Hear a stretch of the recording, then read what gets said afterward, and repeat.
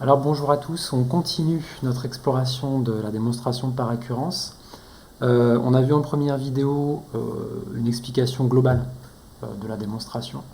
En deuxième, on a regardé comment les étapes en fait se mettaient les unes après les autres, sans trop rédiger. Là, on va faire un premier exemple de rédaction. J'en profite pour vous montrer ce nouveau document qui sera, si vous voulez, quelque chose à avoir sous les yeux pour, dans un premier temps, quand vous apprenez à faire des récurrences, mais avoir un modèle, tout simplement. Comme ça, vous allez savoir à peu près à quelle famille, en fait, vous êtes lorsque vous êtes devant un exercice. Famille d'exercices. En fait, si vous voulez, il n'y a pas 36 types de récurrences possibles. Je vais essayer d'un peu tous vous les mettre. Et voilà, l'idée, c'est que ça puisse vous aider. Donc, on va attaquer une inégalité ici avec une propriété qui va être énoncée explicitement. Et j'expliquerai après ce que c'est que l'aide explicite là-dedans. Je rappelle les différentes étapes. Donc là, dans les vidéos précédentes, vous vous souvenez, on va présenter la propriété à démontrer, on va l'initialiser, on va ensuite regarder l'hérédité et conclure. Alors ici, je vais directement sur la partie plus rédigée, là, cette fois-ci, avec donc une suite définie par récurrence avec U0 qui vaut 0 et UN plus 1 qui est une racine de UN plus 3. Et on veut démontrer par récurrence que UN est strictement plus grand que 2.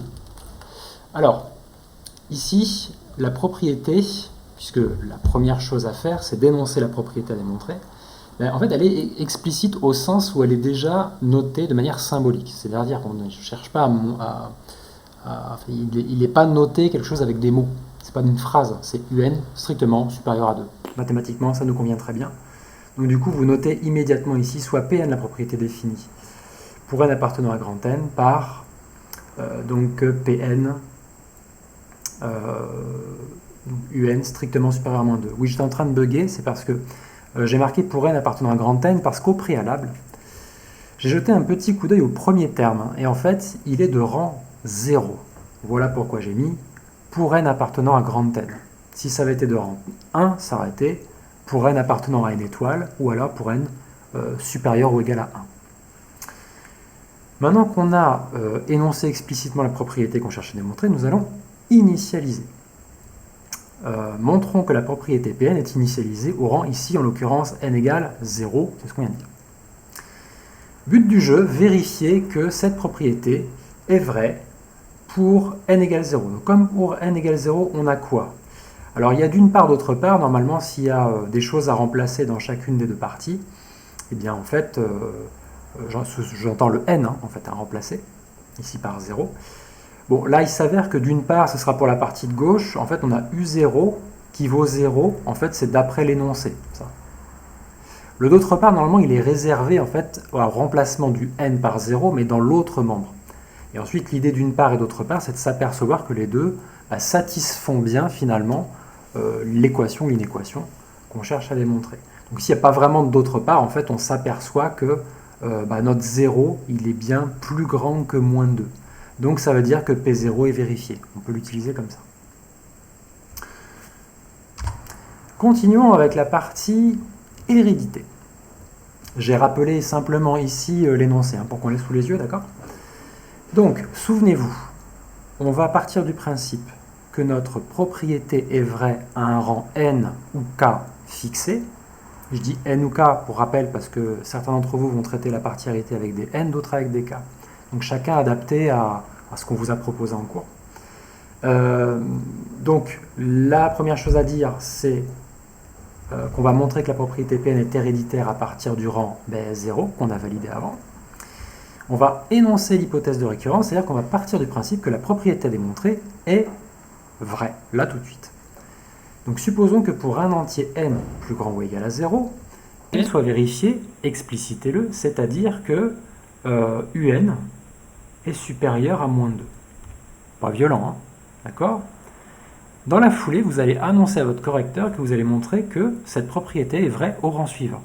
Montrons que Pn plus 1 montrons Pn plus 1, c'est-à-dire, on remplace les n par n plus 1, U, indice n plus 1 est plus grand que moins 2. Montrons que ça, c'est vrai. Pour montrer tout ça, on va repartir de l'hypothèse de récurrence. Donc à la limite, à chaque fois, renotez là. Ça, c'est votre départ. Ça, c'est votre objectif. Souvenez-vous de la vidéo précédente. Donc on part de notre point de départ. Pardon, on se coupe. L'idée, c'est de savoir maintenant comment est-ce que je vais passer de UN à UN plus 1 puisque c'est le but du jeu. Voilà en quoi consiste ce que j'appelle l'aide.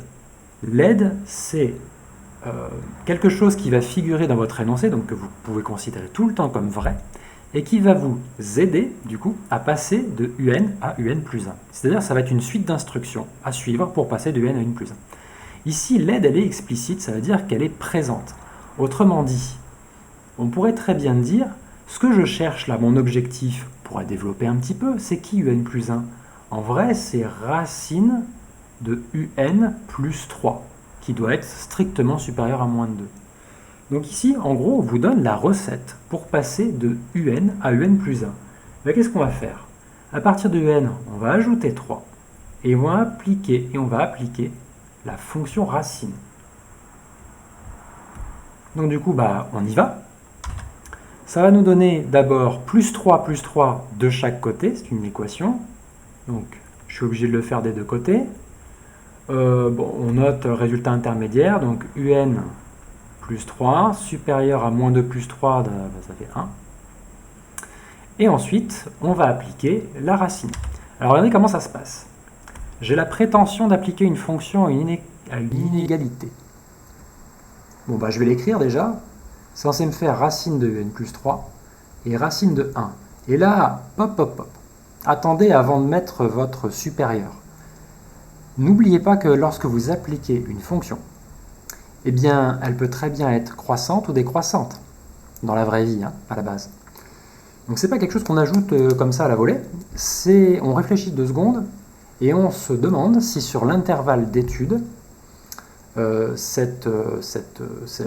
peut l'appeler aussi une suite qui serait racine de n.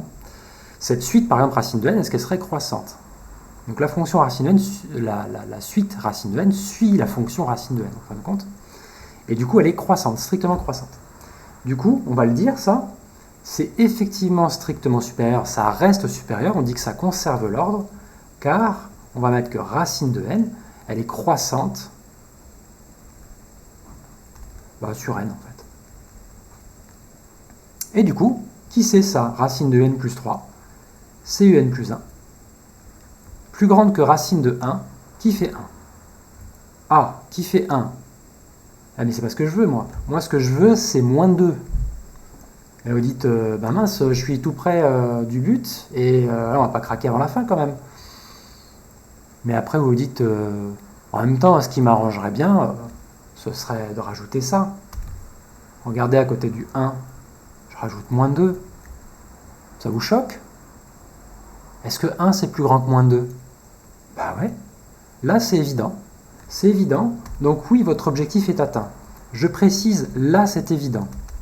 Parce que tenez-vous bien, ce cas-là, vous allez le retrouver encore. Sauf que si ce que vous cherchez à rajouter, parce que ça vous arrange bien, dépend de n, vous allez devoir montrer que cette nouvelle inégalité est bien vraie avant de la considérer comme acquise. D'accord? Là ici, je ne le fais pas parce que 1 c'est plus grand que moins 2. Ça choque personne, on est d'accord. Donc c'est considéré comme quelque chose de plutôt évident. Mais attention, on verra d'autres cas où ce n'est pas le cas. Notre objectif est atteint, chers amis. Donc on a donc prouvé que la propriété Pn est initialisée au rang 0 et est héréditaire. On n'a plus qu'à conclure et on remballe tout.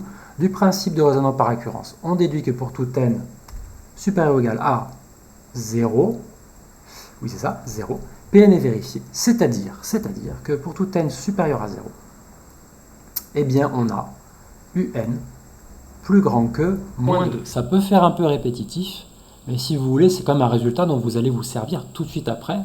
En général, dans la question d'après, il y a un en déduire ou quelque chose qui nécessitera l'utilisation de ce résultat. N'hésitez pas à refaire tout ça, parce que moi je le fais, a priori je sais à peu près le faire, à moins qu'il y ait une grosse erreur quelque part, mais a priori je sais à peu près le faire. Mais vous, prenez un papier là, juste faites-le pour voir.